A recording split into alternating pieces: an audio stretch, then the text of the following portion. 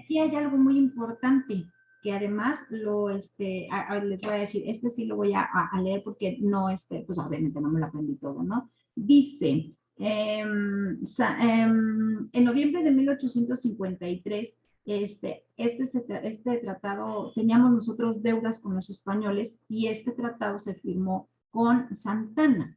Y se compromete en México a indemnizar, bueno, México en ese entonces con Santana todavía se compromete a indemnizar a unas familias que salieron dañadas por la guerra, que eran españolas, y estos sucesos fueron en 1856, y entonces pues nosotros teníamos de todas maneras que dar dinero. Entonces, para que este tratado de Monalmonte fuera, se llevara a cabo, nosotros teníamos que darle la indemnización a estos españoles para que ellos también nos dieran un préstamo. Todo era así por préstamos porque México estaba en la ruina total, pero en la ruina total. No teníamos dinero, pero para más nada. Bueno, con esto vamos a terminar lo que se le llama, digamos, la guerra de reforma para pasar a otro tema, que es la intervención francesa. ¿Qué pasó aquí? Como nosotros debíamos dinero a España, a Inglaterra y a Francia, estos países echaron a Francia por delante, digamos, le dijeron, tú ve a pelear. Entonces nos enfrentamos al ejército más poderoso del mundo. Ahí en el material que yo les dejé de adicional, ahí en el foro de dudas, ahí una pequeña charla que hace Paco Ignacio Taibo II, ojalá la puedan escuchar. Dura 19 minutos y hace un relato hermoso de lo que fue la batalla de Puebla. ¿Por qué digo que es muy bonito? Porque ni siquiera sientes los 19 minutos, parece que son 5 minutos los que él está narrando. ¿Y qué te narra? Te narra quién era Ignacio Zaragoza, que era una persona, un general que no quería parecerse a ningún general conservador ni nada de esto, y por eso se vestía como se vestía si se acuerdan de Ignacio Zaragoza, tenía un traje azul y tenía un cuellito así hacia arriba, ¿no? Bueno, y con sus lentecitos, ¿no? De miope, dice Paco Ignacio. Bueno, este señor no peleaba con armas de fuego, sino él tenía un sable, por decirlo así, y los han visto, son unas espadas, las grandes, son muy pesadas, entonces él tenía que tener un control, porque además lo hacía sobre un caballo, y tenía que tener un control enorme sobre en su mano, su brazo, etcétera, etcétera, para poder pelear. Pero lo más importante es que te relata quién era el ejército de Ignacio Zaragoza. El ejército de Ignacio Zaragoza era, la gran mayoría estaba sin zapatos, así, descalzos, eran indígenas y campesinos. No tenían armas, no tenían ni fusiles, nada, absolutamente nada. Entonces, le pide apoyo a la sociedad de Puebla, y la sociedad de Puebla lo niega, o sea, le dice no. Y entonces él dice una frase, dice, me dan ganas de voltear los cañones para adentro, o sea, hacia la misma patria, ¿no? Hacia nosotros mismos, porque él no tenía apoyo. Y entonces le escribe a Benito Juárez y le dice, oiga, necesitamos picos y palas, porque es lo único que se le ocurrió, o sea, él sabía que no había dinero para eso, entonces, picos y palas. Y entonces, ese relato está muy bonito, escúchenlo, y él dice algo muy importante. El ejército de Ignacio Zaragoza está formado en 6 kilómetros, y él con su caballo va y se detiene en ciertos momentos, y les dice al ejército, les dice, estamos enfrente del ejército más poderoso del mundo, pero México tiene a los mejores hijos, y se va deteniendo en cada cierto tiempo para poder decir eso mismo va diciendo una y otra vez hasta terminar los 6 kilómetros. Obviamente los que estaban hasta atrás pues no escuchaban qué dijo, qué fue lo que dijo, y entonces se fue haciendo como un teléfono descompuesto, y al final solamente decían, pues dice que en México tiene los mejores hijos. Entonces, con toda la adrenalina y toda la emoción de combatir, y bueno, emoción y miedo también, pues obviamente el ejército mexicano, compuesto por indígenas y campesinos, pues obviamente se echa a todo el ejército francés.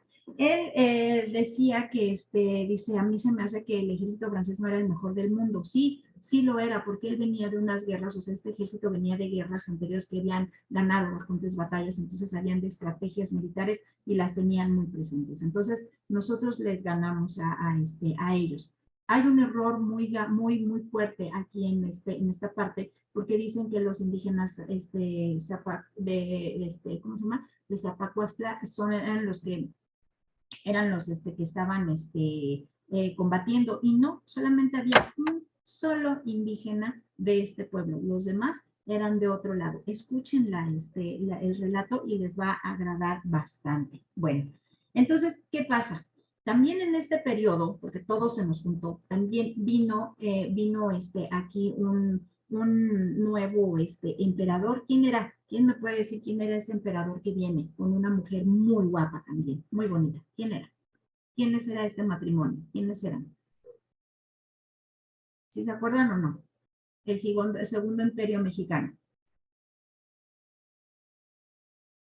¿Nadie se acuerda de este matrimonio? ¿No se acuerdan? No, ¿No se acuerdan de Carlota y de Maximiliano?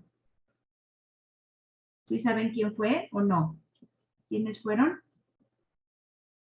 ¿Tampoco se acuerdan?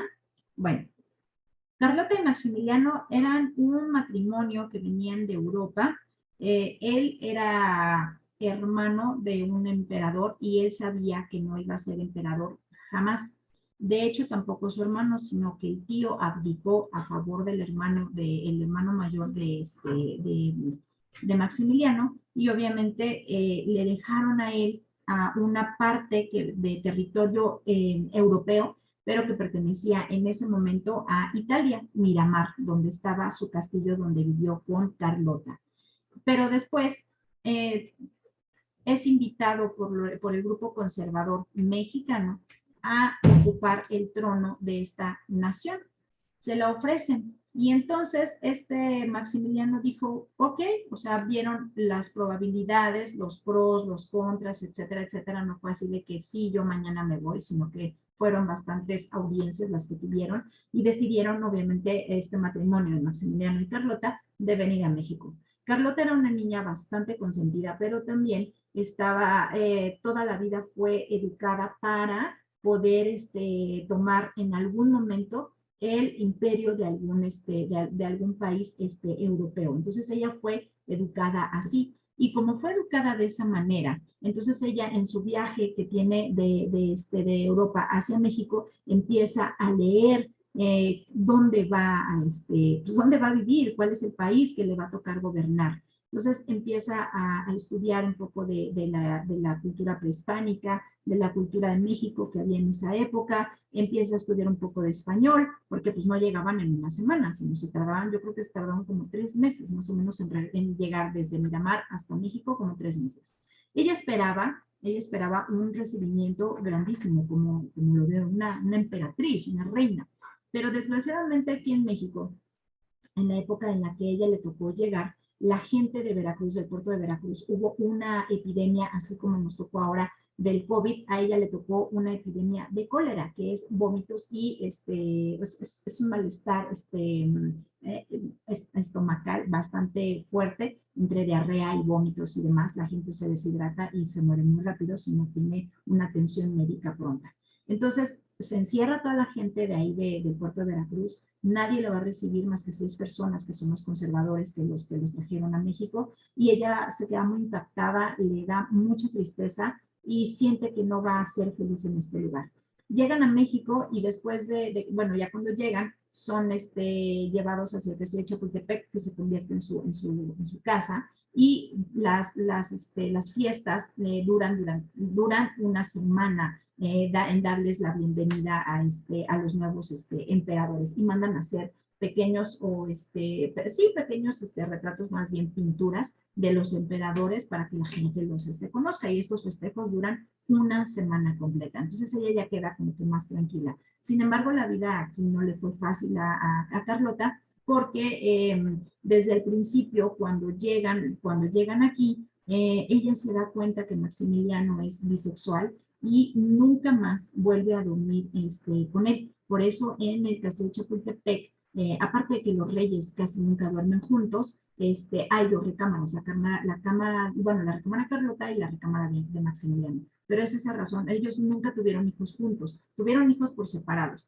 pero juntos nunca tuvieron hijos. Él tuvo un hijo, perdón, con una mujer en Cuernavaca, que le llaman la India Bonita, y ella tiene un hijo con un general que le manda a su papá porque ella está muy afligida de todos los engaños de los que se entera aquí con este Maximiliano, y su papá le manda a un general que es de su entera confianza, y ella obviamente pues se enamora. Entonces tienen hijos por separado. El hijo de Carlota nunca es reconocido por Maximiliano, y el hijo que tiene con la India Bonita tampoco es reconocido por Maximiliano. Ella finalmente, cuando ya las cosas están muy, muy mal, ya que van a atrapar, o sea que llega Benito Juárez, que ya está reconocido por Estados Unidos, pues obviamente van a detener a los conservadores, a Miramón y a Mejía junto con Maximiliano, para llevarlos a Querétaro a fusilar. Entonces, Carlota sale desfavorida de aquí de México, y además ella amó completamente a México, y México la amó de verdad. Hay una canción que dice, ay mamá Carlota, bueno, es una canción popular, pero se le llama así, ay mamá Carlota.